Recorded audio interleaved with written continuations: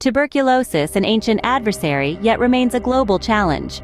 Treating TB effectively involves a stringent regimen, typically starting with a 2-month course of 4 antimicrobial drugs: isoniazid, rifampicin, pyrazinamide, and ethambutol.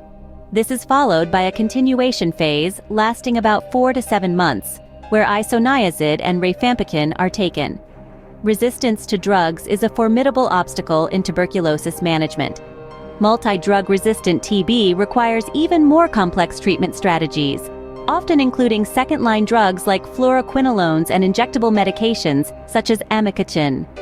Clinical pharmacists play a pivotal role, ensuring dosages are accurate and managing the side effects, which can range from mild liver dysfunction to severe life-threatening reactions. Regular interaction with healthcare teams and patients is crucial to monitor treatment adherence and effectiveness.